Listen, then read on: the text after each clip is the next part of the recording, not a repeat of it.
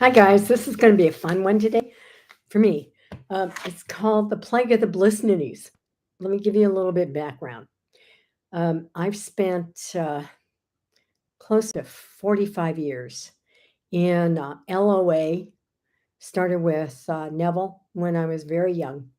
And then I also, at the same time, because I'm such a hard nugget to crack, I did Course in Miracles. Oh, Lordy, you talk about being sandwiched in between two pressing forces, trying to make me pop. Well, maybe pop. And in both environments, there were Blissninnys. And Ken Wapnick, PhD, is the person who mainly I was underneath for my teaching of A Course in Miracles. He's called the Pope, and he was there almost at the beginning.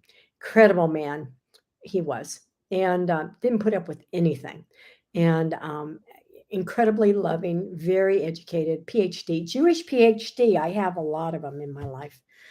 Just got rid of one, and he and his wife were viewing all the stuff that was going on in the community, and they sat down with their audiences and said, "Guys, you ain't there yet.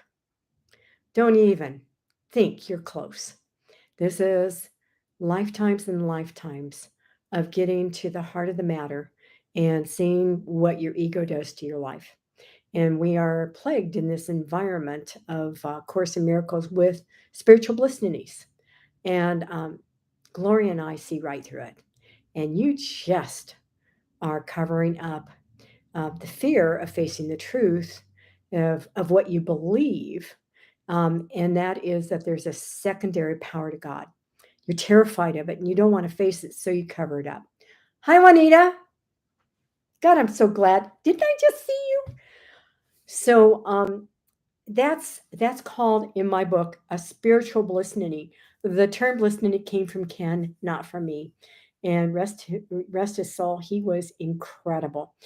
He was me only male form. He didn't put up with any bullshit. I don't either.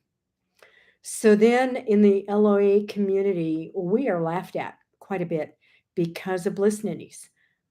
They go around spreading fairy dust all over. Oh, isn't life wonderful?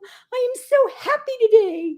The abundance is flowing. Oh, I'm going to spread you with all of this good fortune. All you have to do is think positive and be happy and, just love life. Okay. That's what I call positive thinking bliss ninny.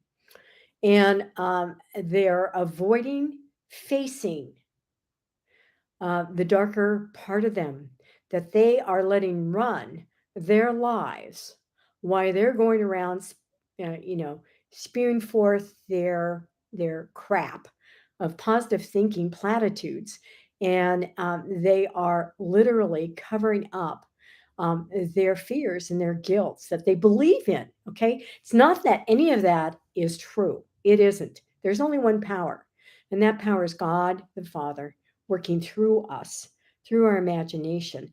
And we decide what we want to do with our imagination. Unfortunately, the ego or the old man hijacks it and puts it out there, and does with it all kinds of nonsensical things, one of which is positive thinkers. And the problem is that I was raised in this environment, both ends of it. And positive thinkers make us look ridiculous. Okay, bliss ninnies make us look ridiculous and can't be trustworthy. And you know what? They're right. Okay, total lack of personal integrity. That's what the bliss ninnies have. I don't trust them. I wouldn't give them a dime.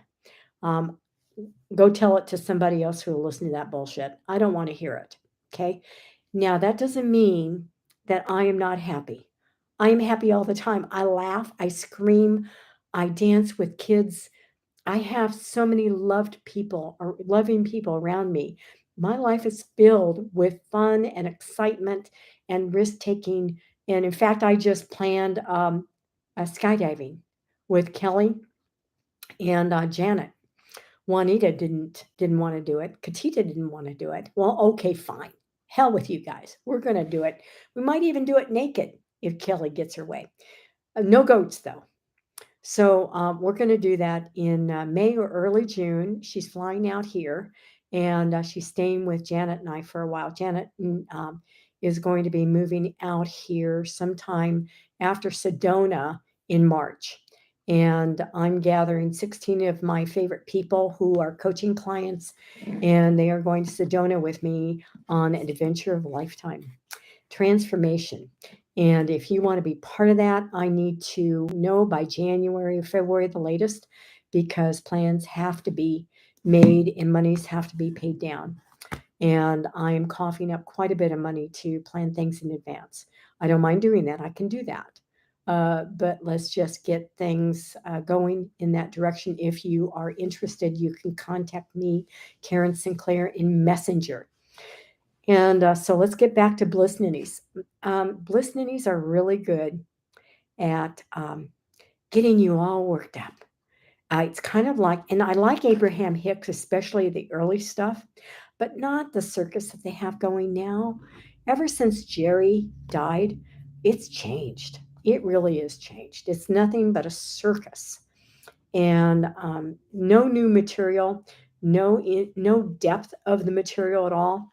And so I kind of just let it go. Okay, the early stuff is meaty, and I agree with a lot of what Abe says, but it doesn't go far enough. Okay, just very superficial, so that people will be happy, happy, happy, happy, happy, happy, and go around, being bliss ninnies. I'm not like that. I want my coaching clients to be grounded. And that means when they're having a bad day, they're having a bad day. Good. Let's go into that. Let's go to the other side of that. Realize that it is an illusion whenever you're into guilt and fear and all this other crap. And you won't do that if you're covering it up with all kinds of bliss ninny crap. Okay? That's not the way to heal. Okay? I want you to be truly happy. When you're truly happy, you're at peace and you manifest grandly. Bliss ninnies don't manifest. They really don't. They're all talk and no action. And that's an issue I have with them. Okay.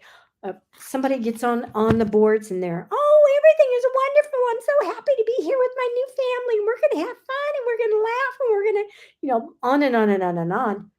And I go, okay, what have you manifested in your life?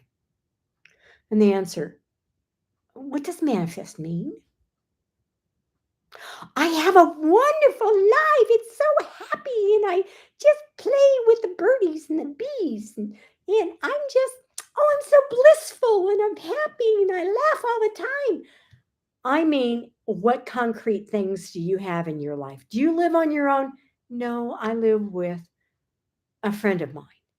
Okay. Do you share rent? No, I rent a bedroom from her.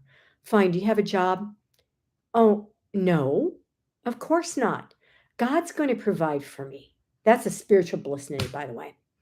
And on and on and on. Pretty soon, I've got a really good indicator that they're just full of bullshit. Okay?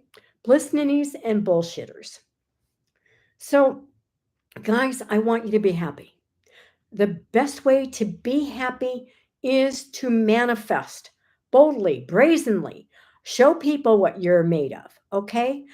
Be courageous. Say, hey, this is who I am. This is what I'm showing you. Take it or leave it. There's the door, okay?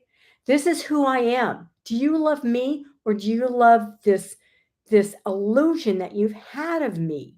No, I am not someone who's going to sit back and take it anymore. Okay.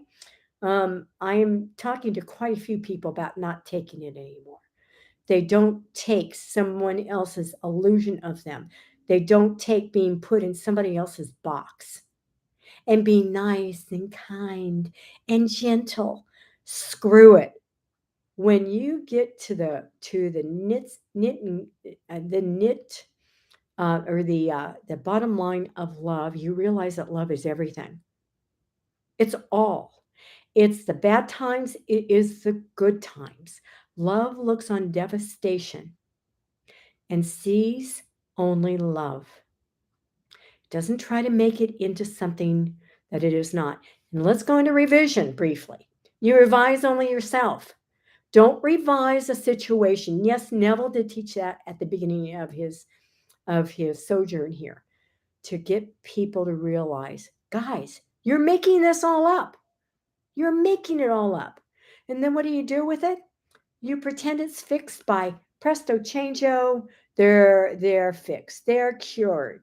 They're saying the things I want them to say. Isn't that lovely? Yeah, until you stop forcing them, until you wake up and realize that all you're seeing is yourself and you need to work on yourself. Okay? I had a real big waking up in my previous SP that I broke the ties of last week. And sure, he mimicked exactly the lines I wanted him to do up to a point. And then when I stopped devoting my entire life to him, oh no, he reverted right away. I'm not going to give my life to somebody else again. No fucking way. Okay? So, in a way, I wanted everything to be right. In a way, this was how I wanted to have my life happy by externals. Blissninnys are all about externals. So, why am I creating this plague of blissninnys? And I want to tell you a little bit about that, why I came up with this term, plague of blissninnys. Because I need to realize time and time again that life sometimes isn't pleasant. And right now, I'm going through 6 long months of saying goodbye. And I had to say goodbye to somebody on Sunday. And I think Monday, the plague started hitting. Literally, they flew all around. I had to take a fly swatter, a giant one, okay? It wasn't a fly on my shoulder. It was a blissninny sprinkling this fairy dust all over me on the boards. Oh, hell no. That's bullshit. Okay, so I said a couple things privately to my group of people on my 2 groups, and I said, "We're getting a plague of blissninnys. They're flying all over. What is it? Is it a full moon or what?" Well, Karen, you were seeing what you needed to see to wake up to the fact that, yeah, sometimes saying goodbye is a bitch. And that's what I had to do to a dear, dear, dear elderly client of mine.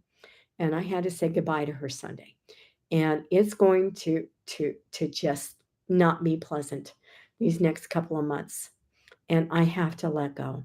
I have to face that deep, deep, dark feeling that I have about abandonment.